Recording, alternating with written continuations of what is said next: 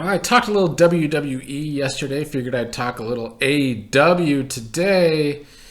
The last 7 months of AEW, there is so many things about it that I don't like. But today I'm going to just stick to one of the main problems I have with Tony Khan's booking. And there's a lot of problems with Tony Khan's booking. But I think one of the main issues is that Tony Khan does not know how to continue to elevate wrestlers. Tony can elevate wrestlers to a certain point, get them pretty hot maybe even at times, and then it all just disappears and they start going down. Some go down very fast after they've been raised to a certain point. I mean, honestly, I could just say one word, Wardlow. That's probably the biggest example, but I've talked about that before. But another problem with Tony Khan's booking, he has all these big announcements, and this past week's finally didn't work. He became the boy who cried wolf, having so many big announcements. Then he actually has a kind of big announcement that they're going to be going to the UK and Wembley, but the audience doesn't bite this time, and there's not a big raise. There's not a big jump in the ratings. Because usually he could pull this out to try and get over 1 million viewers. That's what he's done consistently now. We've got a big announcement, a huge announcement, all these different kinds of announcements to try and pop a rating. Didn't work this week, even though they did have a big debut in Jay White. AEW fans calling people game changers every time there's a new debut. And I think Jay White is a great wrestler. I think he can do big things in AEW, but the booking has to be there. And these kind of debuts brings me back to my original point, because we've seen big debuts and big debuts. Is Jay White just going to get lost in the shuffle like everybody else has done? They've had bigger debuts than Jay White, and all of those bigger debuts have gotten lost in the shuffle too. Even when CM Punk first came to AEW, they went with the boring route of CM Punk has to prove himself and win a bunch of matches for the meaningless records that AEW tries to pretend mean something, because they never actually mean anything for the number one contendership. But when CM Punk came in, they acted like it meant something, and it was boring, and people started to tune out more, and then they finally got off that road, and people started to tune in more. And then, of course, we know what happened with all the drama with CM Punk. I do contend that creatively, AEW needs CM Punk and need to have him in a feud with the Elite that can finally maybe make the AEW product hot again. But the biggest example with AEW's booking and people cooling down has to be Bryan Danielson.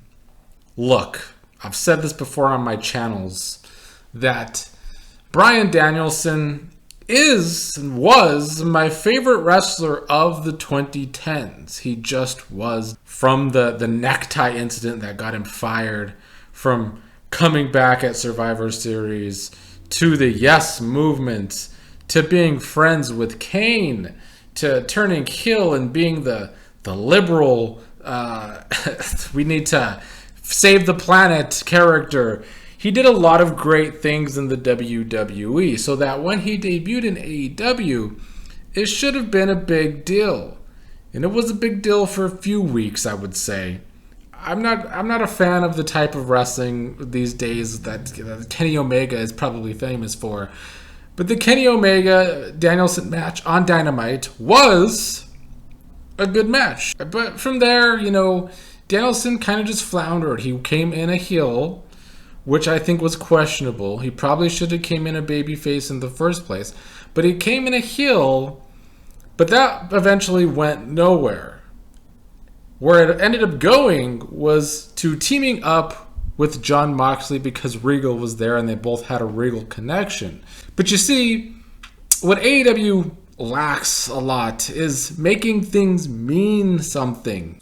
They never take the time to develop wrestlers' personas to have layers. They never take the time to develop their stories long enough to mean something. So Danielson's first turn going from heel to babyface was meaningless because it didn't even seem like a big deal at all. So he's just teaming up with Moxley because of the Regal connection. It made sense out of Moxley's part. In Moxley's point of view, his return at the time made a lot of sense, but they'd never developed the Danielson side of things. And then the Blackpool Combat Club grows with more members.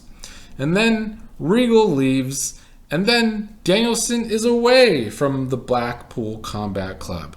And he's in the main event scene with MJF. He's involved in the story with MJF, and the Blackpool Combat Club have nothing to do with it. They're not involved in the story whatsoever. Danielson is suddenly looking like a loner, which I liked. I thought this was probably the best Danielson we've seen in AEW. I don't think he accomplished what he wanted to accomplish, which was getting younger wrestlers over in wrestling matches. Because if you look at Takeshita, he is going nowhere. He just loses a bunch of matches. So his match with Danielson at this point meant nothing. You look at Rush. Rush is only ever on Rampage or ROH, which not a lot of people watch. So that didn't really help get Rush over, did it? So it kind of feels like that ended up being pointless as well. But then to make matters worse, after losing to MJF, and remember, the Blackpool Combat Club, not involved in that story at all, he returns a few weeks later as a heel again, out of nowhere, because the Blackpool Combat Club are being heels now. And if you don't understand how this makes his turns meaningless, I don't know what to tell you. He had a meaningless turn in the first place, going from heel to babyface. And now again, going back into being a villain, it's meaningless again because there's no rhyme or reason for it. The booking for Danielson might be the biggest example outside of Wardlow that Tony Khan's booking is illogical. And when it becomes so illogical, it starts to mean even less than it already means the style that Tony Khan books with no real consistency. And it's very disheartening because, Danielson should be one of the biggest names in AEW, but the way he's been booked since his debut, he's just not. And it's going to be hard for him to catch fire now because of that. We see this too often with AEW's booking. Hobbs beats Wardlow just to cool off Wardlow again. Not that he ever got hot again after they made him ice cold. There has to be some sort of backstage heat with Wardlow, with either Jericho or the Young Bucks, because those three are the biggest divas behind the scenes that have been ruining creative in AEW for a long while now. But if Tony Khan was a better leader or just a better booker, he'd realize that it makes him look like the biggest fool around with the way he's been booking people. And now I'm recording this before Battle of the Belts tonight, where they have Hobbs in a tag team match against the ROH tag team champions, where Hobbs is probably going to lose that match unless they actually book him losing by DQ or something, or getting himself disqualified. If they do that, maybe they protect him a little. But even if QT Marshall gets pinned, once again, I'm left scratching my head what they're doing with the TNT champion. At this point, winning the TNT title is kind of a death in AEW to your push, to any momentum you'll ever have in AEW. I would want to avoid the TNT title at all costs because it's going to be booked very poorly from Tony Khan. But we're seeing countless times now where people are just constantly losing momentum. The Acclaimed were one of the hottest acts in all of American wrestling, and they got cooled off from Tony Khan's booking not making any sense. Only so they could have some weird roundabout way for FTR to now win the titles back. Sure, you could have a feud between FTR and the Acclaimed, and that probably will get hot, hopefully. But at this point, it's starting to look like another bad decision-making out of Tony Khan with his booking, just cooling people down constantly. We saw Jericho and others come out and say that when Swerve is on Dynamite, the ratings are going to be good. And there were some facts to back that up with the quarter ratings. And yet, ever since that came out like 2 months ago, Swerve has barely been on Dynamite. So you know for a fact that Swerve is doing good in quarter ratings, and then you stop putting him on. That happened with Jade Cargill in the past, where Jade Cargill, in the early days of her TBS title run, when she was on Dynamite, her quarter hours were hot.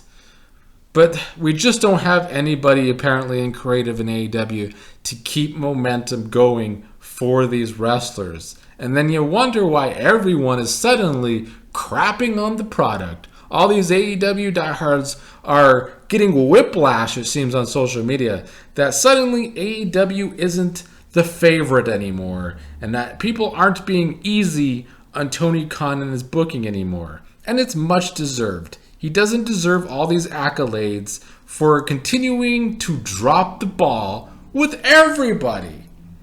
So I will just continue to say, like I've been saying for months now, I really wish Tony Khan would get some real help in the booking department. You'd think with him now having ROH, he'd be okay with having somebody else either book ROH or book AEW. One or the other. Why are you booking everything? I mean, I get it. It's because he's this billionaire's child who always wanted to be, who just wanted to play professional wrestler, I think. It really gets irritating with pro wrestling because in one company, we have a billionaire that just won't go away and continues to do terrible things behind the scenes, and then also possibly do terrible things with the creative in Vince McMahon. And then in the other company, we have Tony Khan, who at this point, AEW sometimes feels like they're just trying to be as much of an amateur professional wrestling product as possible with the way they make decisions and with the way they book. It's unfortunate. I mean, outside of CM Punk returning and having an actual good feud with the Elite, I don't know what's going to make AEW hot right now. It's very ice cold. Wembley is a big announcement, and if they even do half of the seats at Wembley, if they do 50,000 fans in the UK for Wembley Stadium for their event there, that is a big success, and I will give them total credit. Because, you know, they're really struggling to sell tickets in America. Maybe going to the UK will change that. And maybe they will actually be able to at least do half at Wembley. I think that's a success. 50K would be very successful for AEW ticket sales. Bar none. I think people would have to give AEW and Tony Khan credit for that. Maybe even 40K, I would be nice. Less than that, it just kind of feels like, oh my god, WWE just had this big WrestleMania. We have to save face some way.